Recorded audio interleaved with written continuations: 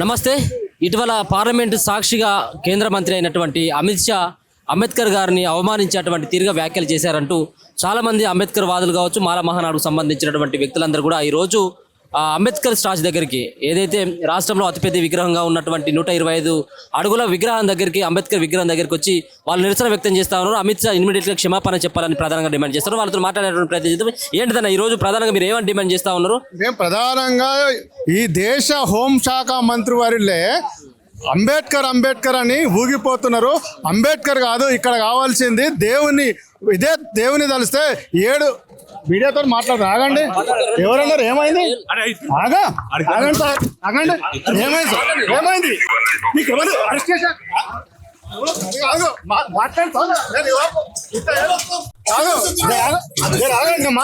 మీడియాతో మాట్లాడి ఎవరు అంటున్నా?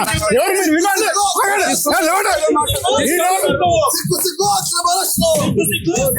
అట్లా కాదు. ఎవరు మీరు చెప్పు.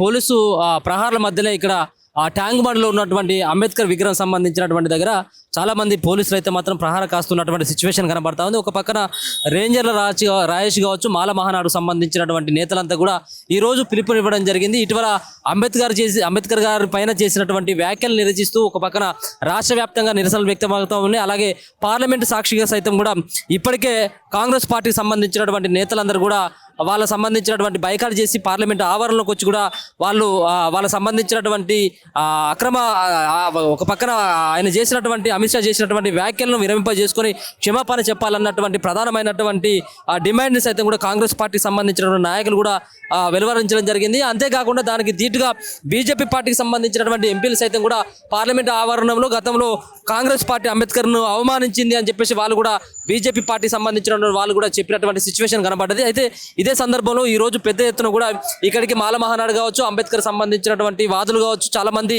ఇక్కడికి వచ్చి నిరసన వ్యక్తం చేయాలి. ఇటీవల కాలంలో రాజ్యాంగాన్ని అవమానిస్తున్నటువంటి నేతలను కూడా చూసుకోవచ్చు. రాజ్యాంగంతో పాటు రాజ్యాంగాన్ని రచించినటువంటి అంబేద్కర్ గారిని కూడా అవమానించేటువంటి తీరుగా నేటి రాజకీయ పోకడల్లో ఇది ఏమాత్రం దేశానికి మంచిది కాదు. ఈ రోజు ఉద్యోగ కల్పనలో కానీ, ఈ రోజు పార్లమెంటులో కూర్చోవడానికి అవకాశం ఇచ్చినటువంటి వ్యక్తిగా, అలాగే ఒక ఓటు అన్నటువంటి ఆయుధాన్ని ఇలా ప్రజల చేతికి, సామాన్య వ్యక్తులకి ఆయుధంగా మలిసినటువంటి అంబేద్కర్ గారి పట్ల ఈ విధమైనటువంటి వ్యాఖ్యలు చేయడం సబబైనటువంటి నిర్ణయం కాదు అన్నటువంటి ప్రధానంగా వాళ్ళు చెప్తా ఉన్నటువంటి సిచ్యువేషన్ కనబడతా ఉంది. ఈ విధంగా నిరసన చేస్తే ఎవరైతే ఇవాళ పోలీసులు అత్యుత్సాహం ప్రదర్శిస్తున్నారో మాకు అట్లనే కనిపిస్తున్నది. మరి ఎందుకంటే మేము ఇక్కడ రాష్ట్ర ప్రభుత్వం మద్దతుతోటే, రాష్ట్ర ప్రభుత్వానికి మద్దతున ఇవాళ అదే తెలంగాణలో ఉన్నటువంటి కాంగ్రెస్ ప్రభుత్వం కూడా రాజ్భవన్ ముట్టడి చేసింది. అదేవిధంగా అమిత్ షాకు ఉరేసినటువంటి సందర్భం ఉన్నది. అంత శాంతియుతంగా కాంగ్రెస్ చేసుకుంటుంటే మేము దళిత ఉద్యమకారులను కూడా శాంతియుతంగా చేసుకుంటున్న సందర్భంలో ఇవాళ ఇక్కడ ఉన్నటువంటి పోలీస్ యంత్రాంగం కూడా మా ఉద్యమకారులకు సహకరించాలి. మేము ఎక్కడ కూడా తెలంగాణ ప్రభుత్వానికి కానీ, రేవంత్ రెడ్డి ప్రభుత్వానికి వ్యతిరేకంగా పనిచేయట్లేదు, వారికి వ్యతిరేకంగా నినాదాలు చేయట్లేదు.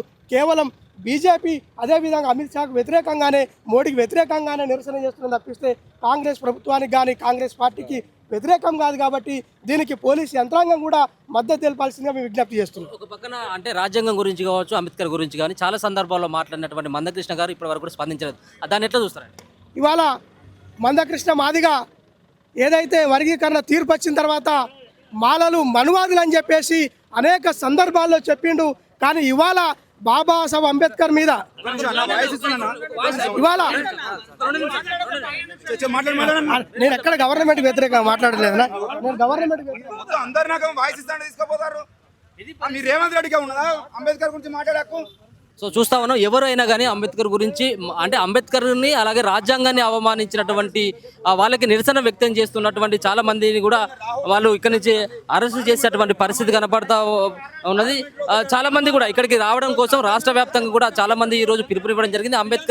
అంబేద్కర్ దగ్గరికి రావాలన్నట్టు అంబేద్కర్ని అవమానించినటువంటి వ్యక్తులు అలాగే పదవుల్లో కొనసాగేటువంటి అర్హత లేదు, మంత్రిగా ఉన్నటువంటి అమిత్ షా ఇమ్మీడియట్గా రాజీనామా చేయాలన్నటువంటి భావన సైతం కూడా వీళ్ళందరూ కూడా అంబేద్కర్ వాదులు వ్యక్తపరుస్తూ ఉన్నటువంటి సిచ్యువేషన్ కనబడతా ఉంది. చాలా మందిని కూడా పోలీసులు ఇక్కడ ట్యాంక్ బండ్లో ఉన్నటువంటి అంబేద్కర్ విగ్రహం దగ్గరికి వస్తున్నటువంటి చాలా మందిని కూడా వీళ్ళు ఎక్కడి నుంచి వచ్చిన ఏంటి అన్నటువంటి ఐడి కార్డులను కూడా పరిశీలించేటువంటి ప్రయత్నం చేస్తే ఒకవేళ అనుమానం ఉన్నప్పటికీ ఇక్కడ నుంచి తీసుకెళ్లేటువంటి ప్రయత్నం చేస్తూ ఉన్నారు. ఈరోజు ఎక్కడ కూడా కనీసం ఒక పక్కన ముఖ్యమంత్రి గారు చెప్తా ఉన్నటువంటి అంశం ఏంటంటే రాష్ట్రంలో శాంతియుతమైనటువంటి పరిపాలన నడుస్తూ ఉంది, పోలీసు నిర్బంధంలో లేకుండా చేయడం జరిగింది, ముళ్ళ కంచెలను మేము తొలగించడం జరిగింది అని చెప్పేసి చెప్తున్నప్పటికీ ఒక పక్కన ఇప్పుడు చూస్తూ ఉన్నాం, మనం ప్రత్యక్షంగా చూస్తూ ఉన్నాం పోలీసులకు సంబంధించినటువంటి పోలీసులు ఏ విధంగా మోహరించడం జరిగిందో మనం స్పష్టంగా అర్థమవుతా ఉన్నది. ఎవరు మాట్లాడినప్పుడు కూడా వాళ్ళందరినీ కూడా ఇక్కడ నుంచి తీసుకువెళ్ళేటువంటి ప్రయత్నం అయితే చేస్తున్నటువంటి పరిస్థితి కనబడతా ఉంది.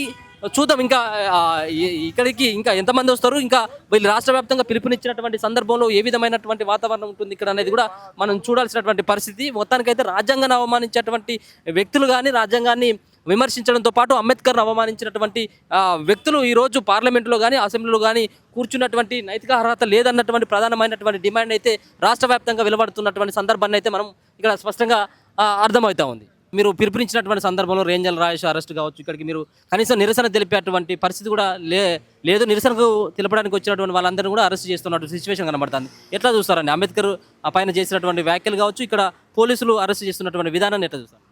ఇది ఖచ్చితంగా నియంత్రితం అని చెప్పాలి. అమిత్ షా చేసిన వ్యాఖ్యలకు గాను రాజేష్ అన్న చేసిన పిలుపు మేరకు మేమందరం ఇక్కడికి వచ్చినాము. సో ఇక్కడ ఏమైందంటే దాదాపు ఒక 150 మంది పోలీసులతోటి వచ్చిన వాళ్ళని అంటే కనీస నిరసన తెలపడానికి కూడా అవకాశం లేకుండా ఇక్కడికి వచ్చిన వాళ్ళందరినీ అరెస్ట్ చేసి స్టేషన్లో తరలిస్తున్నారు. ఆల్రెడీ రాజేష్ అన్నని అండ్ దిగంబర్ గారిని తూప్రాన్ పిఎస్లో అక్కడ అరెస్ట్ చేసి బైండ్ ఓవర్ చేయడం జరిగిందని చెప్పేసి మాకు సమాచారం అందింది. కనీసం నిరసన వ్యక్తం చేసుకునేటటువంటి హక్కును కూడా లేకుండా చేస్తున్నది ఈ వ్యవస్థ. సో దీన్ని తీవ్రంగా ఖండిస్తున్నాం. అంబేద్కర్ కాదు, రోజుకు వేల లక్షల సార్లు కూడా స్మరిస్తాం ఆయన నామాన్ని. కాబట్టి దీన్ని తీవ్రంగా ఖండిస్తున్నాం. Thank you. అంటే అంబేద్కర్ రాసినటువంటి రాజ్యాంగం ద్వారా పదవులు చేపట్టినటువంటి వ్యక్తులే ఇలా శాసనసభలు కావచ్చు పార్లమెంట్లో కూర్చున్నటువంటి వ్యక్తులకి అవకాశం ఇచ్చినటువంటి వ్యక్తి అంబేద్కర్ గారు. ఈ రోజు మనం చూస్తూ ఉన్నాం అన్ని సంబంధించినటువంటి పార్టీలు సైతం కూడా అంబేద్కర్ రాసినటువంటి రాజ్యాంగాన్ని విమర్శిస్తూ ఉన్నాయి, దీన్ని మార్చాలని చెప్పేసి అట్లాంటి కామెంట్ రావడం జరిగింది. దీన్ని ఎట్లా చూస్తారు? ఎందుకు ప్రతిసారి అంబేద్కర్ రాసినటువంటి రాజ్యాంగాన్ని ఎందుకు వాళ్ళు అవమానిస్తూ ఉన్నారని అనుకోవచ్చు? ఎందుకంటే అంబేద్కర్ గారు చనిపోయిన తర్వాత కూడా ఆయన యొక్క ఐడియాలజీ ఈ దేశ ప్రజలలో బలంగా ఇంకిపోయింది కాబట్టి ఎంత ప్రయత్నం చేసినా అంబేద్కర్ గారి యొక్క ఐడియాలజీని ఈ జనాల నుంచి తీసేయలేకపోతున్నారు. కాబట్టి సో ఇది కేవలం అమిత్ షాకి ఇది ఒక అసహనంతో చేసిన వ్యాఖ్యలు మాత్రమే.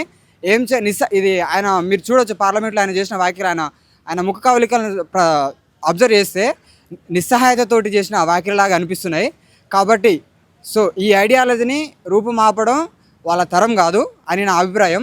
సో ఇప్పుడు ఏదైతే ఇప్పుడు ఆ రాజేషన్ ఇచ్చిన పిలుపు మేరకు మేమందరం వచ్చినాము, దీన్ని కనీసం నిరసన తెలియజేయడానికి వ్యక్తం చేయడానికి కూడా అవకాశం లేకుండా ఇక్కడ అరెస్టులు చేస్తున్నారు. దీన్ని తీవ్రంగా ఖండిస్తున్నాం. అంటే ఆయన చేసినటువంటి వ్యాఖ్యల పట్ల మీరు ఏం డిమాండ్ చేస్తున్నారు? అమిత్ షా చేసినటువంటి వ్యాఖ్యలు నిరసిస్తూ మీరు ఏమని డిమాండ్ చేయదలుచుకున్నారు, ఏమని అడగదలుచుకున్నారు అమిత్ షా గారిని? ఖచ్చితంగా వ్యాఖ్యలను వెనక్కి తీసుకోవాలి, క్షమాపణలు చెప్పాలి. లేదంటే ఇది ఇలాగే ఉంటే ఖచ్చితంగా మీరు ఇంకా ఐడియాలజీ ఇంకా జనాలకి ఇంకా ఎక్కువ పోతుంది తప్పిస్తే ఇంకా మీరు దీనివల్ల చేయాల్సింది ఏం లేదు. ఖచ్చితంగా అమిత్ షా క్షమాపణలు చెప్పాలి.